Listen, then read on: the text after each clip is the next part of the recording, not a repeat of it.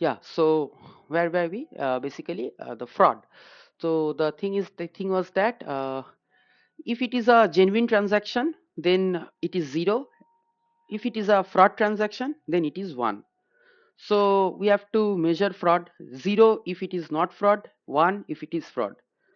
Amount, you know the amount. What is the amount variable? That whether the amount is of 873 rupees, the transaction is of 946 rupees, or the transaction is of 1019 rupees or 1092 rupees.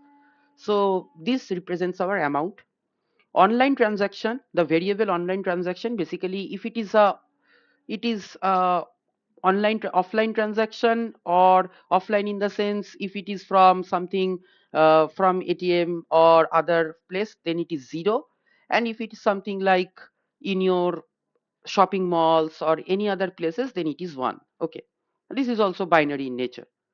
The average amount is basically, what is the average amount means, we are just getting the average. Suppose there are 30 days in a month, and if I add all the amount of the 30 days and just divide it by 30, I get the average amount of the particular month. And failed attempts, this is very important, because the number of times you failed, or it may be the maximum number, you know that it is 3. The maximum number you, when you fail, it is basically 3. Okay, 3 means up to the 3 times it always allows you, but after the 3 times it just blocks your card. It just blocks your card. Okay. And then when you go for failed attempts, so it may be 0, it may be 1, it may be 2, or it may be maximum up to 3. Okay, so these are the variables which I will be working with. Now, what is my dependent variable? The dependent variable is fraud, and it is, since it is binary in nature, that is 0 or 1. So we go for some binary logistic regression. In machine learning, we call it as classifier problem or classification problem. Amount, what is the amount? The amount is nothing but it is basically, I've already told, that transaction, online transaction, average amount, and fail attempts. So we are done with the total variables. The total variables, we have understand the variables. Now we shall move towards the total we should move towards the Jupyter notebook or the Python. Okay, so do you guys know how to open Python? If you do not know, if you are a very if you are just a beginner, then go to your here search option. You just type anaconda prompt, and in that anaconda prompt you will just, you have to write Jupyter notebook, and all if the Python workbook will open. Okay, it will open like the home page will open first, the Jupyter notebook home page will open first, and you have to upload the data set first. The main thing is that you have to upload the data set first. How to upload it? Just click on upload, and you have to click on credit card, the credit card, this credit card, and you have to click on open. I just click on open and just try to upload. But already I have uploaded the data set, because I the in our previous class we thought that we will complete the class, but since it was not being, we weren't been able to complete the class in the previous session. So what we I already uploaded the data. So if you want, you can just overwrite the data, or if you do not want, just click the cross button. Okay, and what you have to do, you have to open a new Python script. You have to open a new Python script. Okay, so since you guys already had a class previously, you guys know what kind of command we should write at first, what kind of command, or what kind of things we have to go first. So what is the first command we have to go with? The first is that we have to import the libraries, the important libraries that we will be using in our total Python, and total for the data analysis part and everything. So the libraries should be imported at first. So what library should I import first? Which library should I import first? I should go for pandas library. Okay, import pandas as PD. I am just giving it a name as PD. This is nothing but it is the name, import pandas as PD. Okay, this is the pandas library which I will be using for data analysis, data reading. It has a lot of features. This pandas library has a lot of features, but till now we are just going with the data analysis and basically the data reading part. Okay, the second library which we have to import is that the stats model library. Okay, import stats model dot API as SM. Okay, the stats model, what does the stats model do? I have written a long spelling, stats, it will be stats model. Okay, it will be a stats model. What does a stats model do? Basically the full name is statistical models. So stats models is basically a library to perform statistical models. Okay, so stats model as SM, I am just giving it a name as SM. Fine. The third library I should go for, third not a library, from sklearn.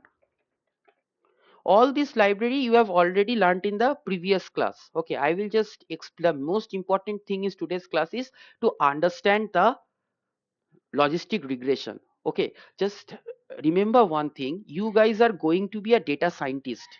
You guys are not going to be a software developer, you guys are not going to be a web developer or website developer or anything. You guys are going to be a data scientist, and for that you do not have to pressurize on the code. You just learn the models correctly and learn the interpretations correctly, and all you have to go for. Okay, from sklearn.model, sklearn.model, from sklearn.model underscore selection, we have to import. From sklearn.model underscore selection, we have to import. What kind of thing we will be importing? We have to import train test split. Train test split, because we will be training our data set and we will be testing our data set. Train test split. Okay, we will be training our data set as well as we will be testing our data set. So we are importing this train test split for this. Okay, fine. Another thing, in when we use logistic regression, there is a true positive, true negative, false positive, false negative concept, and that is known as confusion matrix. That is basically known as confusion matrix. Okay, and this confusion matrix, from, again we will be importing the confusion matrix also from sklearn. From sklearn dot matrix, from sklearn.matrix we will be importing the confusion matrix. Import confusion matrix. Okay, confusion underscore matrix. Yeah, confusion underscore matrix. So what was that confusion matrix? Do you know that in logistic regression we have a part that whether we have predicted 1 or 0 correctly or totally false, the true positive, true negative, all that we go for. So we will be importing the confusion matrix too. Okay, and not only confusion matrix, we will be also importing the classification report. Okay, the classification report, the classification report, all we will be using for data analysis. We are just importing right now, we are just importing right now, so that we can use it for data analysis part. Okay, classification report. So first what we do, we basically run these cells to check whether I have committed any kind of error or not, to check whether I have committed any kind of error or not. I just run this code. I think there is no error, because if there was an error, Python just return it to me that you have oh yeah, there is an error. It is writing me no module name stats models. Okay, just let me check. Yeah, I have written a small spelling. It is stats models. It will be models, not model. Okay, it will be stats models dot api, statistical models, stats models. So I will run the code again, so there will be no error. Okay, so fine, up to that we are done with. Now we will be just reading our data set. We will be just reading our data set. Let us give the name of our data set as df, equals to what library we will be using for reading the data set? The pandas library. So what is the name of the pandas library you have given as? PD. So df equals to pd dot read underscore excel, and under that it will be credit card. What is the name of my data set? It is credit card. And what is the extension of my data set? It is not a CSV file, it is a excel file, so it will be excel sx. So it will be excel sx. Okay, fine. Now if I want to view my data set, if I want to view my data set in Python script, so what I write, I just write df.head, df.head. It will just return me the five first 5 consecutive rows from the dataset, and I can see that the serial number is present, fraud is present, amount is present, online transaction is present, average amount is present, failed attempts is present. Okay, fine, no issues with that. Now what we will do, we will define each and every library. Sorry, we will define each and every variable, the x variables and the y variables. Okay, the x variables and the y variables. So I give as x.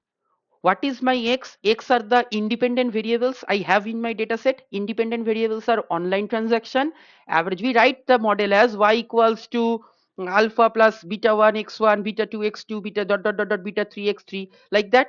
So I just define the x variables as my independent variables, and I will define my dependent variable as a y variable. So I have written x, and in which name my dataset is stored? My dataset is stored as df. So what I write? X df, under a third bracket I will open a third bracket, and what are the independent variables I want to store in x? The first one is amount.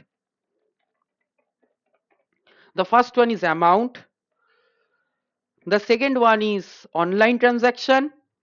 You can see online underscore transaction. One thing you have to remember, the name of the variable which is given here, you have to give the same name, otherwise Python will return it as an error. Okay, it will be transaction. Okay, and finally it will be the average amount.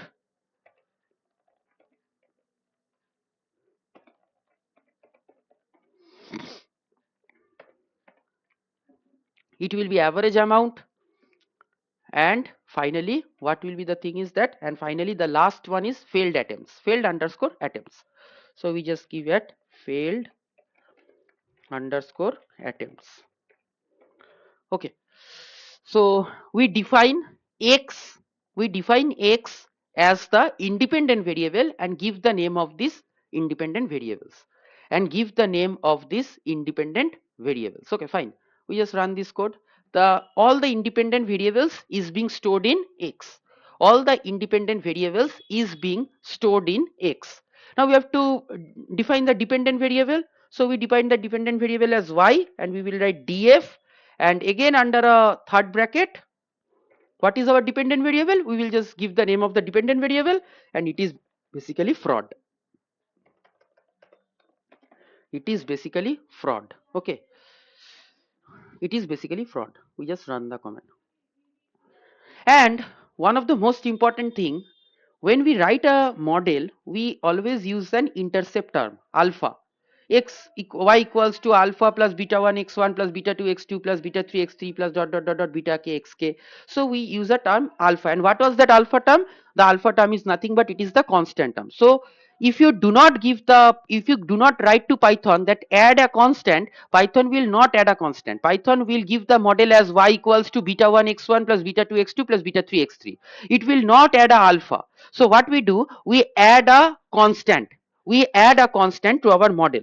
That is why, for which library we will be using to add the constant? The statistical models library, and it is named as sm. So we will be using this library to add a constant, that is the alpha part. When you use in Python, we write y equals to alpha plus beta 1 x1 beta 2 x2. We write the equation as that. But if you do not give to Python that I want to add an alpha, it will never add you an alpha by default. It will give the model you as like y equals to beta 1 x1 plus beta 2 x2 plus beta 3 x3. It will not add a constant. So I will add a constant. I want to add a constant. So that sm dot add underscore constant, and constant in what? In the independent variable section. So I will give the name of x. So I give the name of x. So I am adding a constant, I am adding a alpha or an intercept term, I am giving an x. Okay, fine, no issues with that. Now what we do, we will always, before, okay, let me just ask some questions. Up to this, do you guys have any kind of problem? Anyone? Do you guys have any kind of questions up to this? If not, then it's also okay. Any kind of questions up to this from anyone?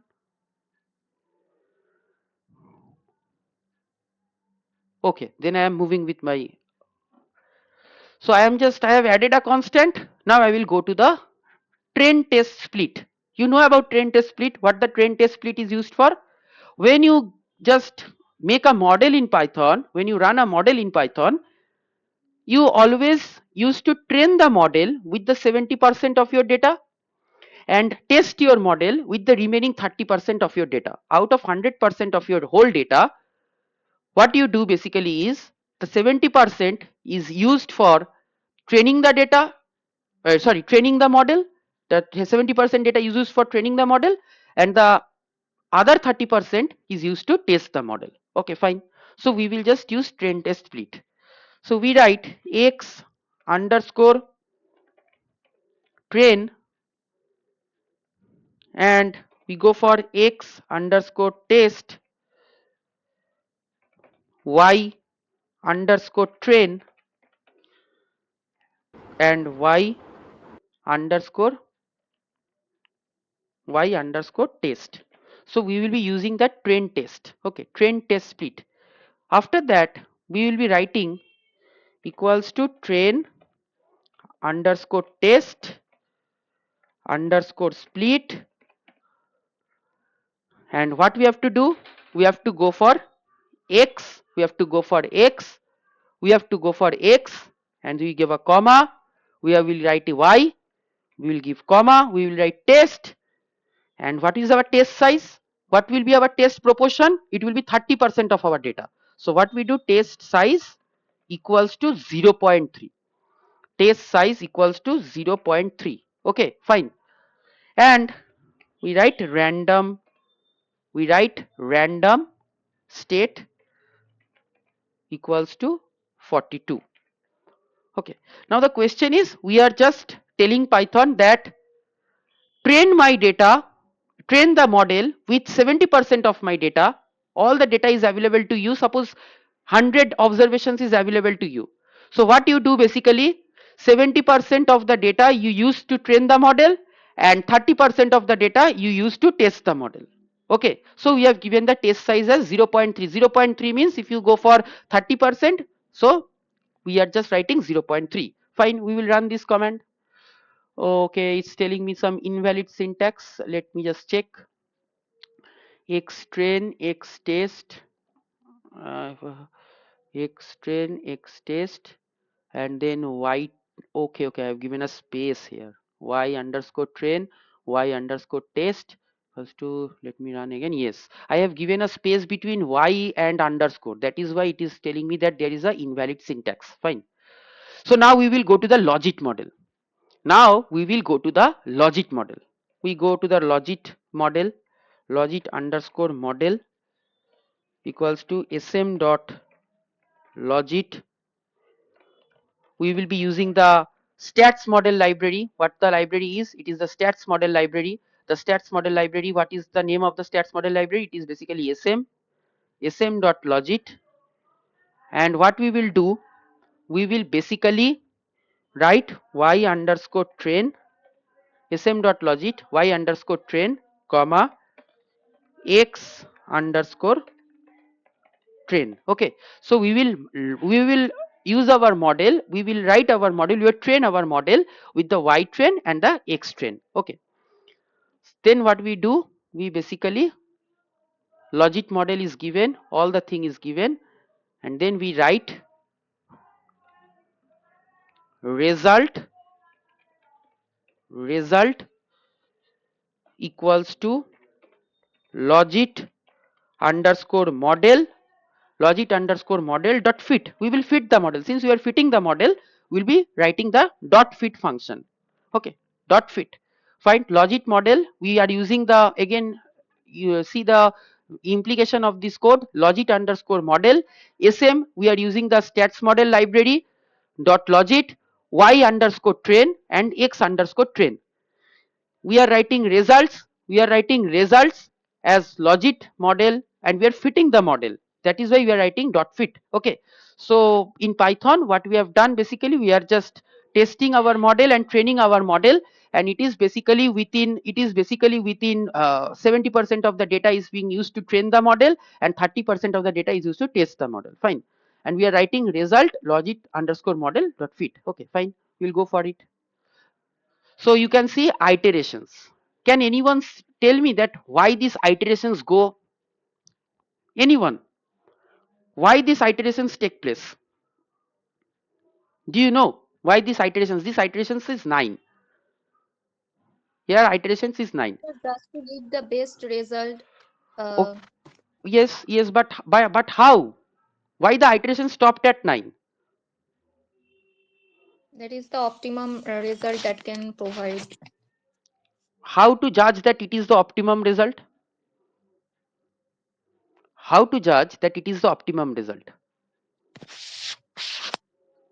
There are 9 iterations. My question is, there are 9 iterations. Why 9 iterations? You are telling me that, sir, it is to judge. Yes, it's absolutely true.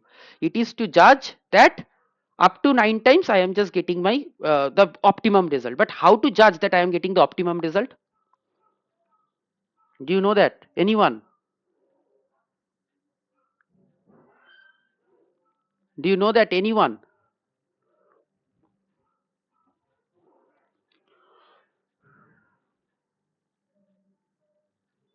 No. Okay, the thing is that, have you ever heard the name of log likelihood? Anyone? Log likelihood? Yes, sir. If the log likelihood is greater in each and every step, if the log likelihood increases in each and every step, so it is okay or not? It is good or not? If the log likelihood is greater in each and every step, it is good or not? Or a lower log likelihood is good or not? Which one? Do you know? Acha, tell me, what are the procedures when we do a logit model or probit model? Which type of estimation do you use? OLS? No, What kind of estimation? I think log likelihood. No. Maximum likelihood estimate. Exactly. MLE. Now, there Hmm. are two concepts in MLE. One is log likelihood, and another concept is what? Another concept is AIC BIC. Have you heard about that? Hmm. Akaike information, and another is Bayesian information. Okay. Asian information criteria. Suppose you have run two models, you have gone for two models. One model is having a AIC of 24 and one model is having a AIC of 20. Which model is better? Which model is better? Do you know? Anyone? One model is having a AIC of 24 and another is having a AIC of 20. Sir, EIC of 20. Yes, because we always used to take the low values of AIC. It is totally different with the log likelihood. The higher the log likelihood, the higher the model is predicted, or the higher the model is fitted, the best the model is fitted. Now, what Stata, Python, each and every software do, it basically, when you go for some estimation process with MLE, suppose it runs the model with your whole data, and suppose your log likelihood appears to be 20. What Python does, it runs the model again with your same data, and the log likelihood, suppose it becomes 25. So how many iterations we are going for? The first step, iteration 1, it is the log likelihood is 20. In the second step, the iteration 2, the log likelihood is 25. Suppose it will go for another iteration. It will go for another iteration. Okay, V Vaishnavi, sir, what is log likelihood? Log likelihood, we will just have a class on these statistics totally, because if I go on log likelihood today, then it will take us a lot of time. Okay, we cannot complete it within right time. So if we will have a class, do not worry, just learn the thing that I am just telling from a beginner side only. What Stata do? Stata or Python do, first it runs the model with your data, and suppose your log likelihood appears to be 1, it 20, sorry, the iteration 1 log likelihood is 20. It again runs the model with some different with the same data but in some different way, and in the second iteration, suppose your log likelihood comes to be 25. Again it runs the data with some different way and your log likelihood comes to be 28. So each and every iteration my log likelihood is increasing. So Python or Stata is thinking that yes, I should go for another step, I should go for another step for some better result. Yes or no? But where to stop? Can you say how Stata or Python will stop? Suppose in your ninth iteration the log likelihood appears to be 55, and in your 10th iteration the log likelihood is again 55. Should I stop or not? Should I stop or not? Yes, sir, Yes, because that's yes. The log likelihood is not changing anymore. This is the concept of mm, iteration. This is the concept of iteration. We are just see that a lot of iterations here are running. So iterations means that when the iterations are going on, when the iterations are going on and on, what actually it happens? It goes and on and on, and it takes the most optimistic log likelihood. So to betterly fit the model. So to betterly fit the model. Fine. Okay. Okay. So there are 9 iterations. There are 9 iterations. So what we will do? We will just print the result summary. So we write print, and in a first bracket result dot summary. We just write result dot summary. Okay. Result dot summary, and we just run this cell.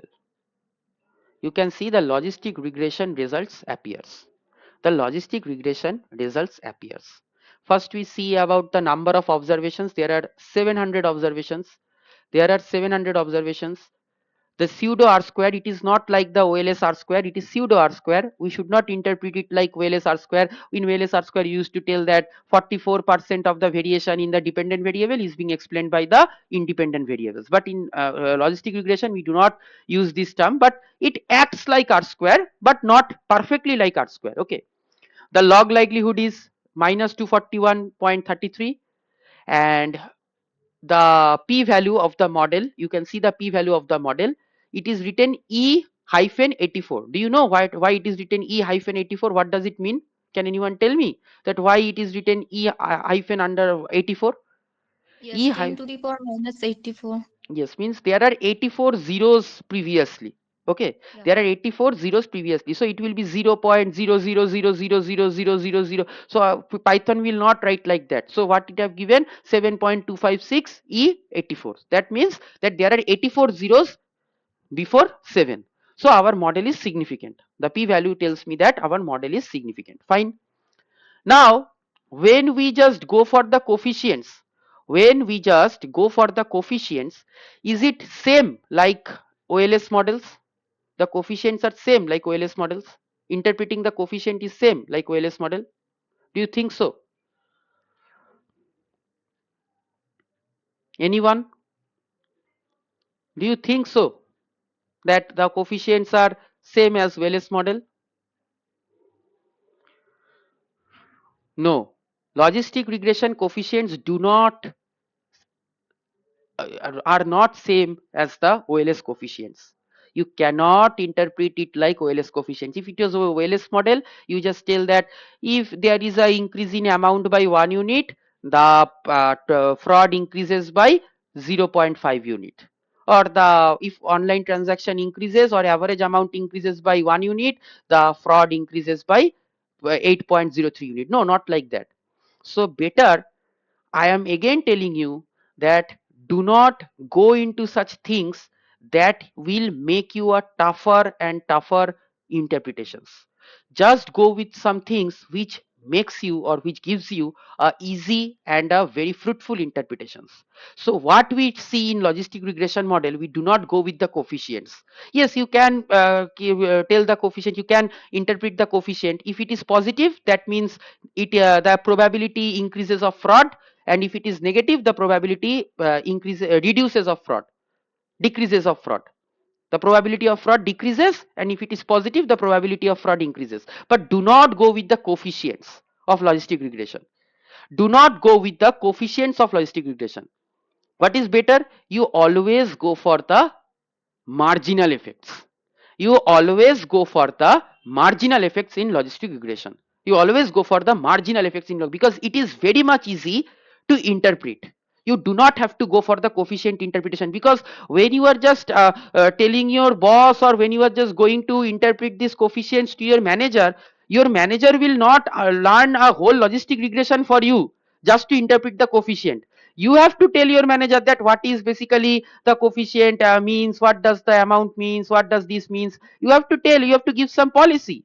You are a data analyst, you are a risk analyst, you are working as a risk analyst in a company. So your manager will never tell you that. What you have to do, what you have to do is basically you go for the marginal effects. Yes, you can just see from the this table, regression result table, that which of the coefficients, which are the independent variables are, which of the independent variables are significant, which of the among these four which are significant. Can you tell me from the p value, just looking at the p value? Yes, the online transaction and failed attempts. Exactly, because for amount, what is the p value? It is 0.329. And what is the rule of thumb? If it is greater than 0.05, we will accept it as a insignificant variable. So what we are doing, the amount, for amount you can see the p value, it is 0.329. So this variable is not significant. Average amount, this variable is also not significant.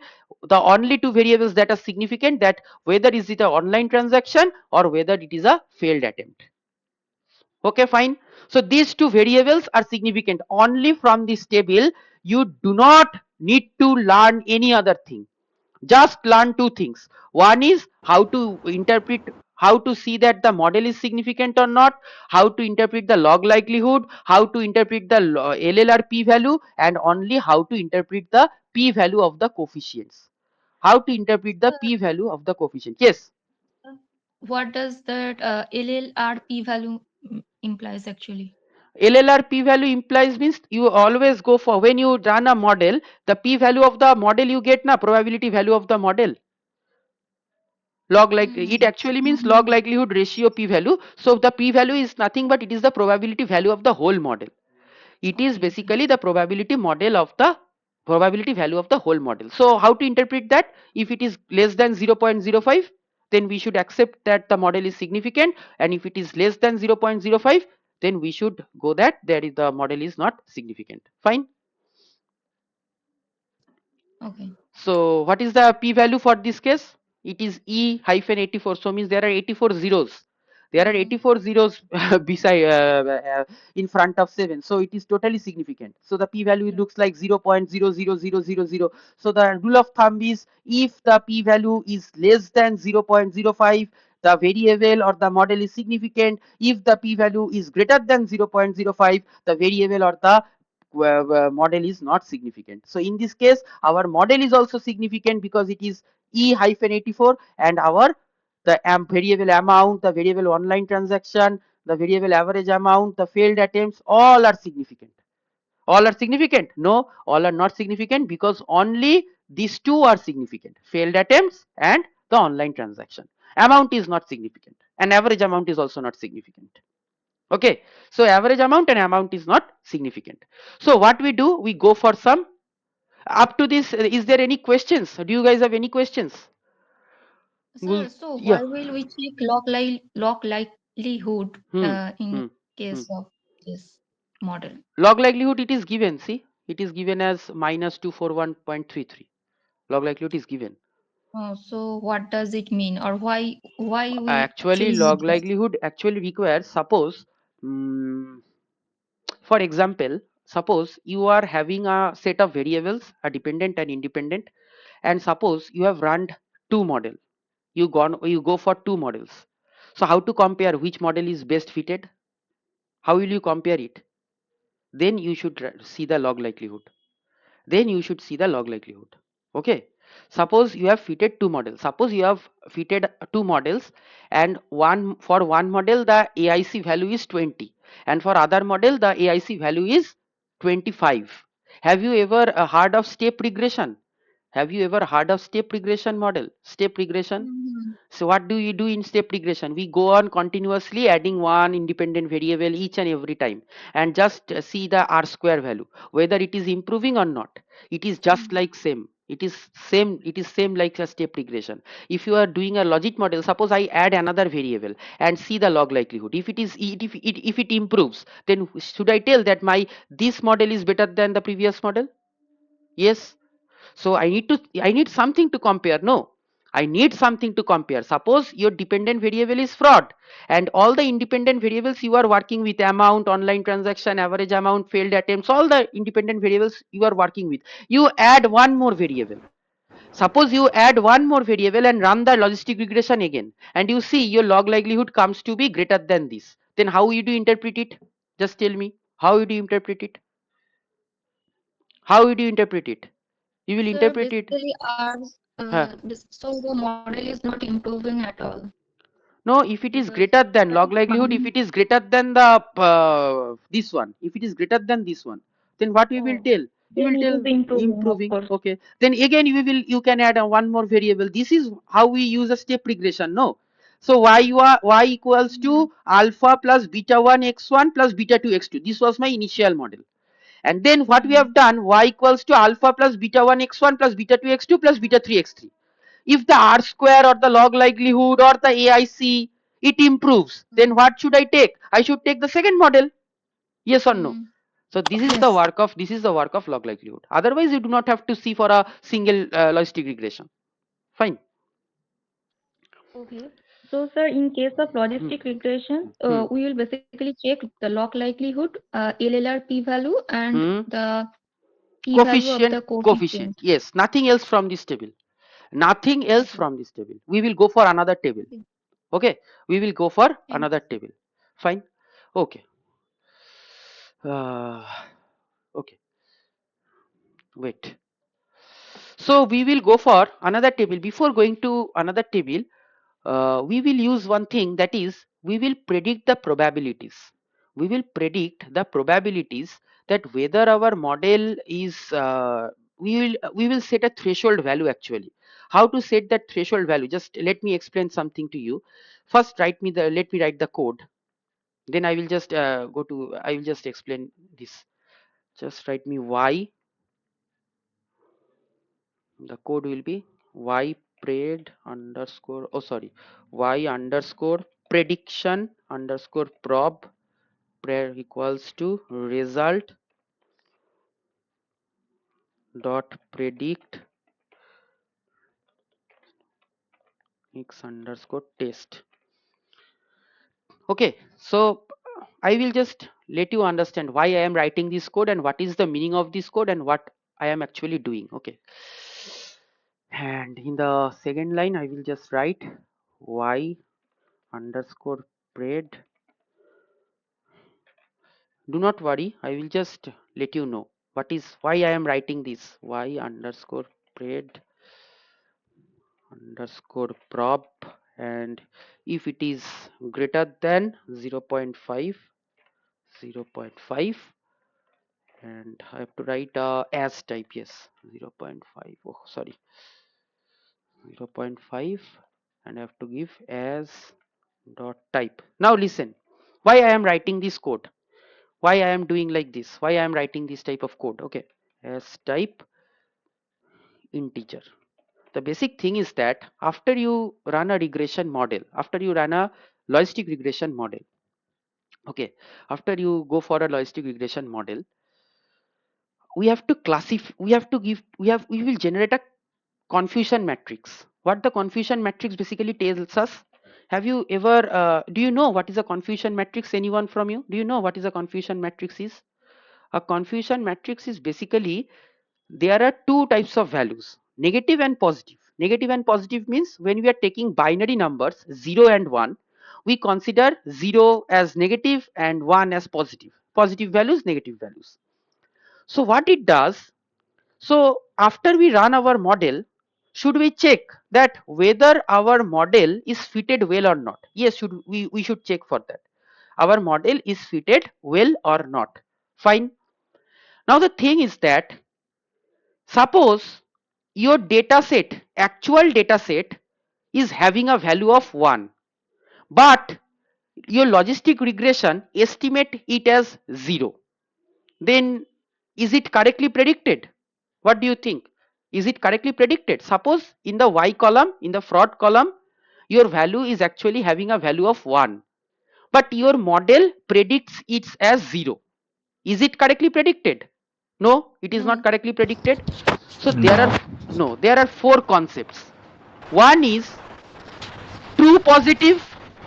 True positive means my model, my actual value is positive. Someone has opened your mic. Please just mute yourself. Okay. Okay. So suppose you have the value positive and your model also predict it as positive. So what will be the meaning? True positive. Your value is having a positive value, but your model does not predict it as a positive value, then it will be a false positive. So there are four concepts: true positive, false positive, true negative, false negative. And we will generate a confusion matrix. We will generate a confusion matrix. Now before generating a confusion matrix, why we have written these two lines? Before generating a confusion matrix, why we have written these two lines? We have written this line because we have to take a decision threshold. What is the decision threshold? Suppose if your what is this? Y predict probability. Y predict probability. Y, what is our Y? Fraud. Suppose what is the range of a probability? What is the range of a probability? What is the range of a probability? From which to which? From which number to which number a probability always lies? 0 to 1. 0 to 1, 0 to 0 1. to 1, exactly. So suppose if my predicted probability from this model is greater than 0.5, if my predicted probability in from this model, what I am predicting, fraud or not? Yes or no? What I am predicting, fraud or not? God. If the probability of getting a fraud is greater than 0.5, should I take it as fraud or no? Not fraud. If the, again I am asking the question, if the probability of predicting fraud, when I am predicting the fraud, if the probability is greater than 0.5, suppose it is 0.8, so what should you tell? There is a high chance of fraud or low chance of fraud? High chance or low chance? High High chance chance of fraud. high. High chance of fraud. All of you are getting it or no? All of you are getting it? No. That if the probability of getting a fraud is greater than 0.5, if the probability of getting a fraud or predicting a fraud is greater than 0.5, should I consider it as a fraud or not? Should I consider it as a fraud or not? Yes, I should consider Yes. it as a fraud. Okay, that's why Python will not understand this until and unless I am writing this line. I have written y predict probability. First I have written predict probability result dot predict x text, means first predict the probabilities. After predicting the probability, Python have generated a probability set, that for the first observation the probability is 0.2, for the second observation the probability is 0.8, for the third observation the probability is 0.6, for the fourth observation the probability is 0.9.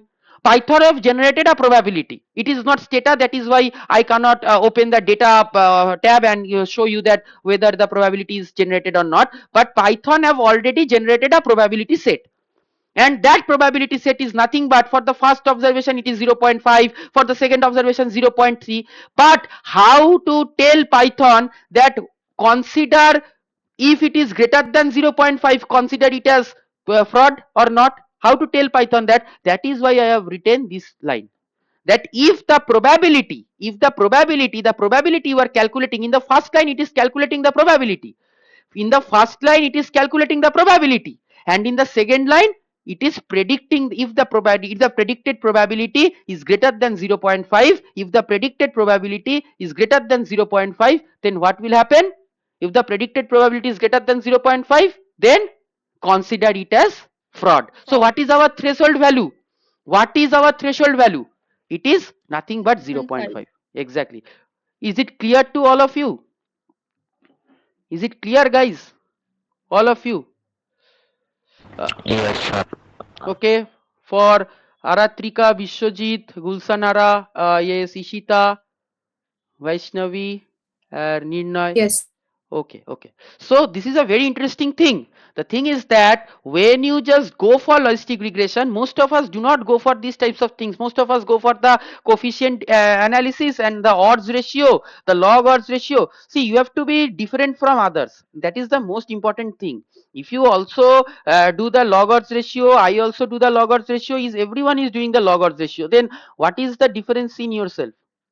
What the difference are you finding in yourself? No difference, no. So you have to be something somewhat different from others. So the important thing is that we are just telling Python that if you are predicting the probability after running the model, the y column, there is an extra column, the column name is that y predict probabilities, that the chance of a fraud. What is the probability? The chance of a fraud, the probability of a fraud. So if the probability, if the prediction of the probability is greater than 0.5, if the prediction of probability is greater than 0.5, then what is the thing? If the prediction of probability is greater than 0.5, then it is nothing but I am telling Python that consider it to be a fraud. Fine.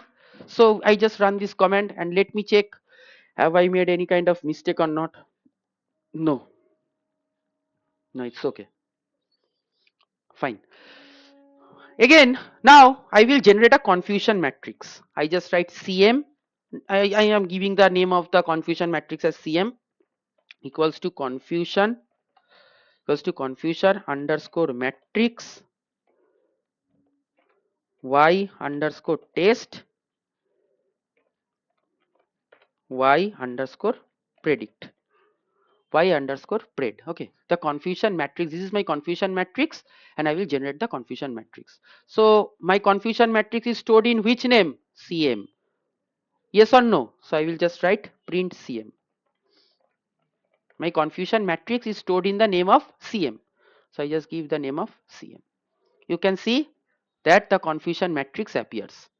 Now, if you want, you can write. If you want, you can just write how, what is the this four box you are getting. What is the meaning of this four box? Okay, what is the meaning of this four box and how to see the four box? How to interpret this four box? The first one is basically true negative. The first one is basically true negative.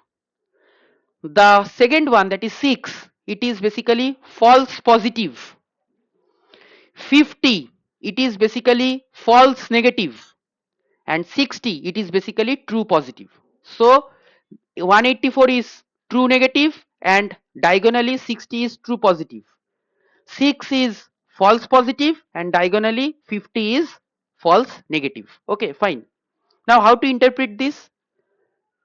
True positive represents the correctly detected fraud cases.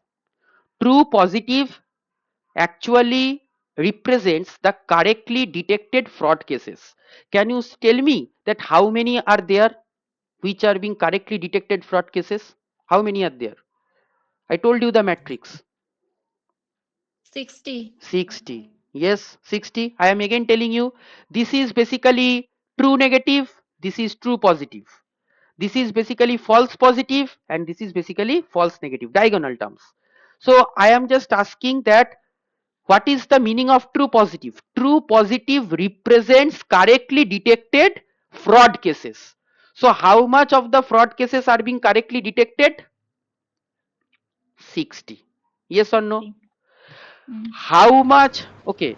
Now false negatives, false negatives are very dangerous, because if the fraud cases are missed, okay, you do not have to go for that. I am not going into so depth. The most important thing is that when you go for, you always go for the true positives.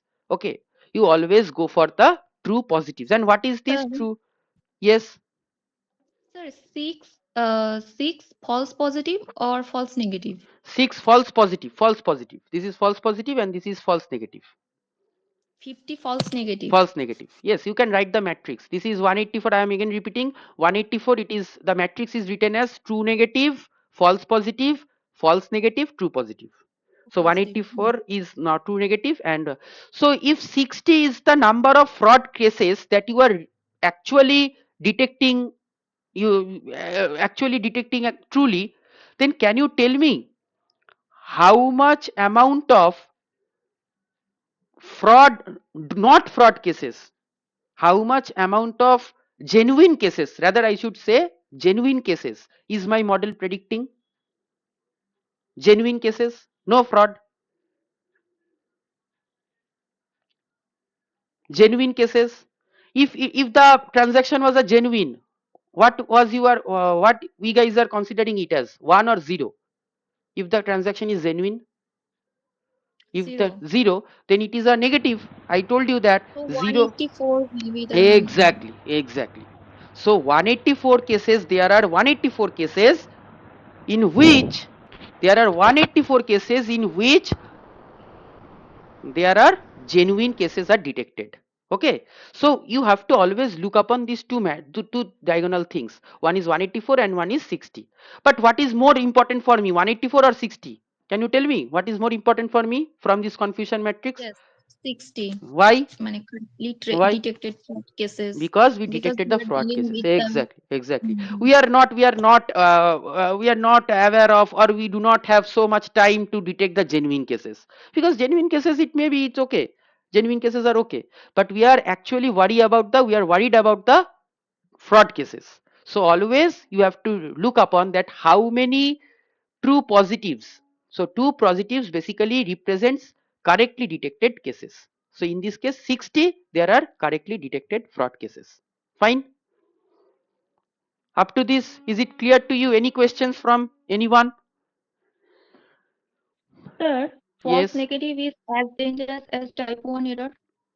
Exactly, exactly, exactly. False negative is actually as dangerous as type 1 error. Exactly,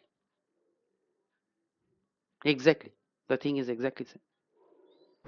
Sir, what is 50? What is 50. false negative? Means, what was the negative in our case? What was negative in our case? 0.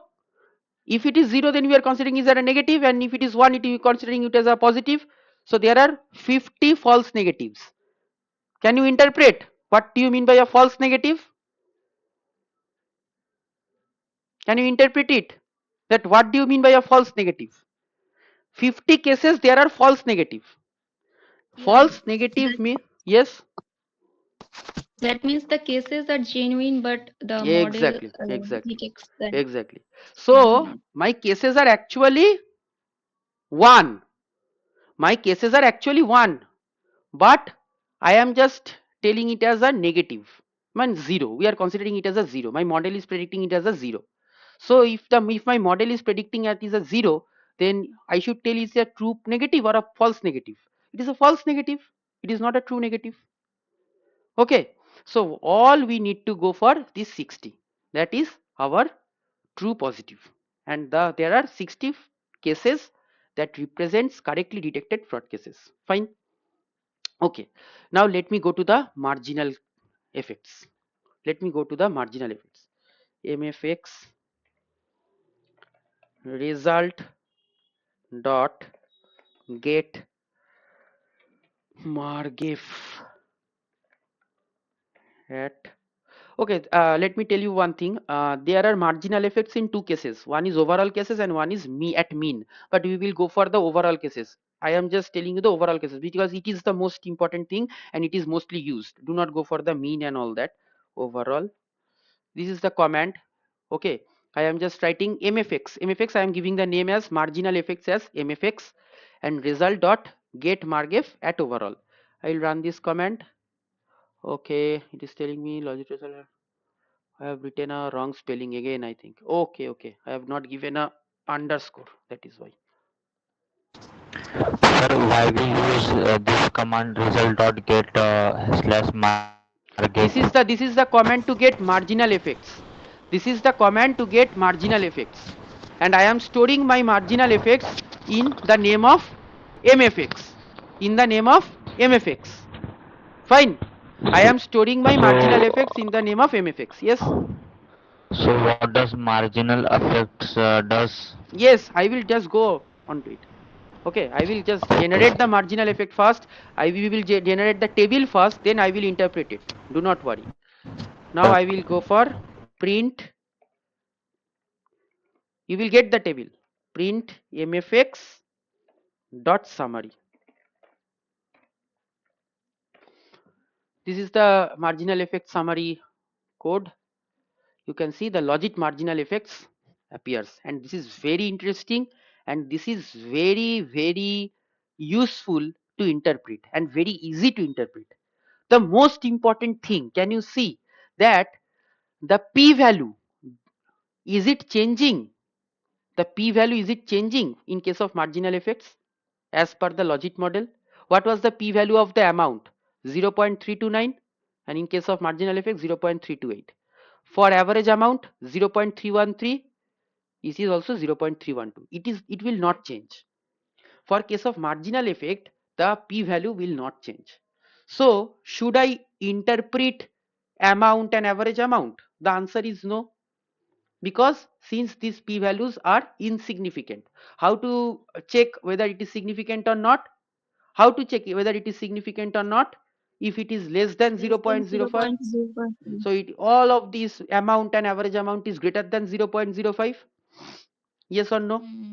So we are getting the p value, both of this amount and average amount, these are basically greater than Insignificant. 0.0, insignificant. Now how to interpret, suppose it was significant, how to interpret it? Suppose the average amount, the p value is significant, suppose it was significant, how to interpret the marginal effects? We have to look upon the column of dy dx. We have to look upon the column of dy dx. So this dy dx, suppose it is 5.9. I am just giving you an example. I am just giving you an example. The most important thing in logistic regression is to interpret the marginal effects. You can write it down. If amount increases by, if amount increases by 1 unit, if amount increases by 1 unit, the probability of fraud, the probability of fraud increases by 5.9 percentage points. Again I am repeating, suppose your margin value of marginal effect in case of amount is 5.9 and your p value is significant. How to interpret it? Very easy interpretation. If the value, if the amount, if amount increases by 1 unit, if amount increases by 1 unit, the chance of fraud or the probability of fraud increases by 5.9 unit percentage points. 5.9 percentage points. So just you guys tell me what will be the interpretation of this failed attempts.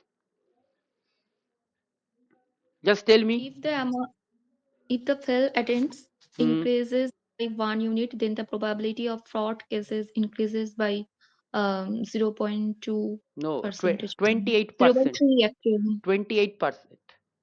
28, 0.28. yes, 0.28 means when you are converting it into percentage, what you will do, you will multiply it with 100, 28%. Yes, 28%. Yes. Exactly. Mm. So this is very easy. That is why I do not go for these types of odds ratio coefficients. So I think this is a very big thing, interpreting the odds ratio coefficients. That is interesting, but I think it is very easy. All I need to know that which variable is impacting the most. So if my failed attempts is increasing by 1 unit, means it is going from 1 to 2, the probability of fraud increases by 28%. Fine. Now online transaction, online transaction, online transaction was a binary variable. How to interpret the marginal effect of this for a binary variable?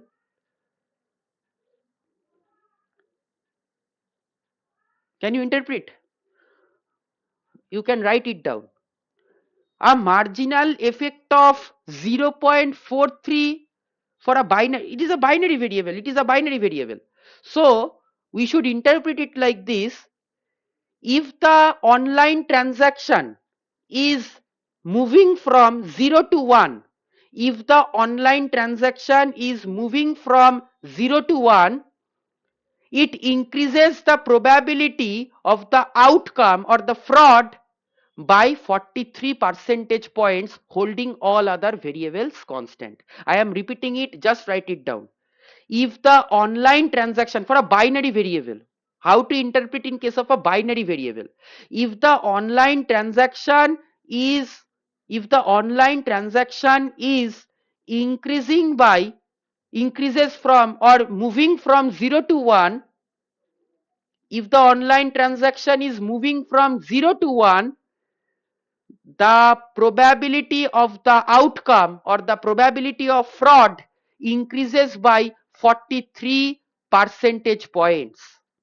43 percentage points. Suppose my online transaction 0 was, you are having a transaction in say in the ATM, and 1 if you are transacting it in shopping malls or any other places. So if my online transaction is moving from 0 to 1, the probability of fraud increases by 43 percentage points, holding all other variables constant. Now you guys interpret the average amount. How to interpret the average amount? Suppose the variable is significant. Do not look upon that. Just tell me how to interpret it. Average amount. Anyone? How to interpret the average amount? It is a continuous variable. How to interpret the average amount? Anyone?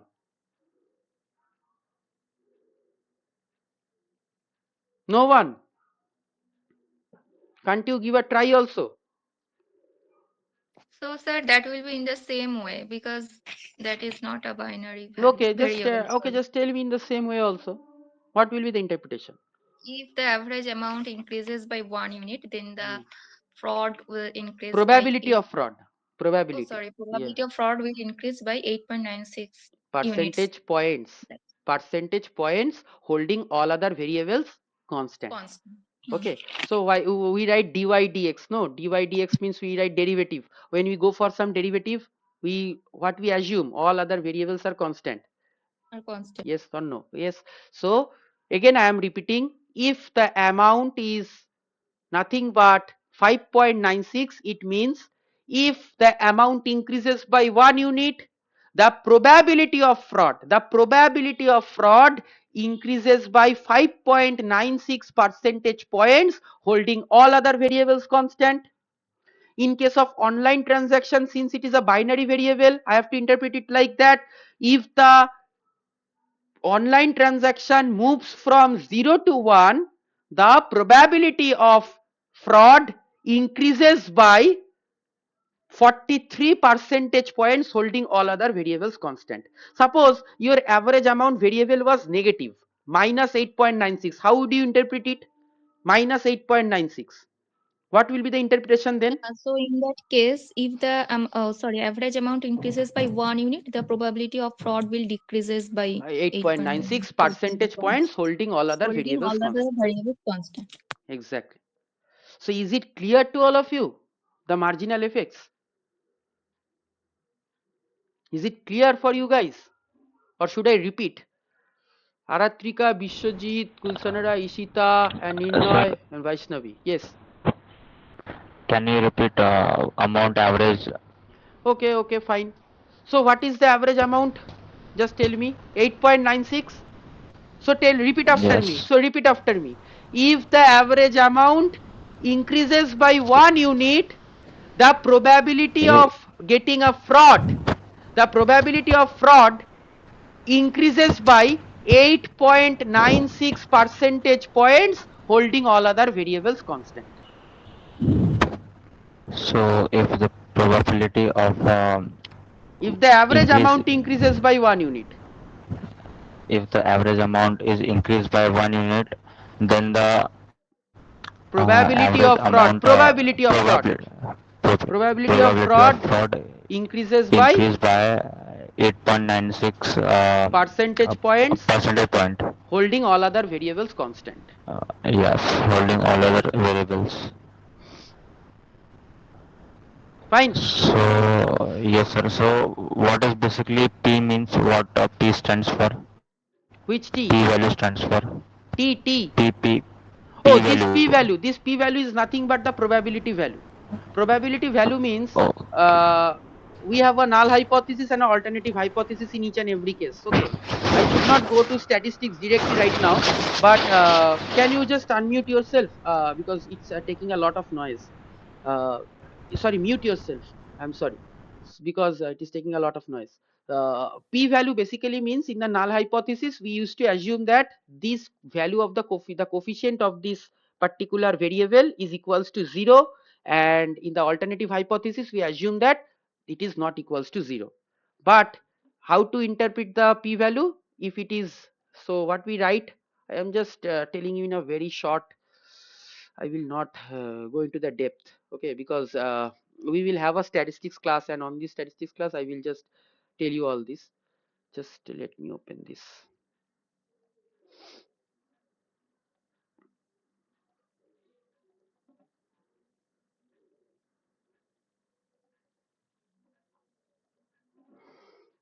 Suppose in the null hypothesis, what you do, you basically write your regression equation is y equals to alpha plus beta 1 amount plus beta 2 online transaction plus beta 3 average amount plus beta 4, what was that, fraud cases, or what was that, it was basically what was the last variable, can you tell me, it was basically failed attempts, beta 4 failed attempts. Now the thing is that in a null hypothesis, for you are, if you are just looking after the p value of average amount in the null hypothesis, consider beta 1 equals to 0. In the alternative hypothesis we consider beta 1 not equals to 0. Decision rule is, if the p value is greater than 0.05, accept the null hypothesis, accept H0, and if it is less than 0.05, reject null hypothesis. So in our case, what is the value of beta, can you see, what is the p value, 0.328. So it is greater than 0.05 or less than 0.05, 0.328 is Less than. less than or greater than, Oops, sorry. yeah, it's greater than. So it is greater than 0.05.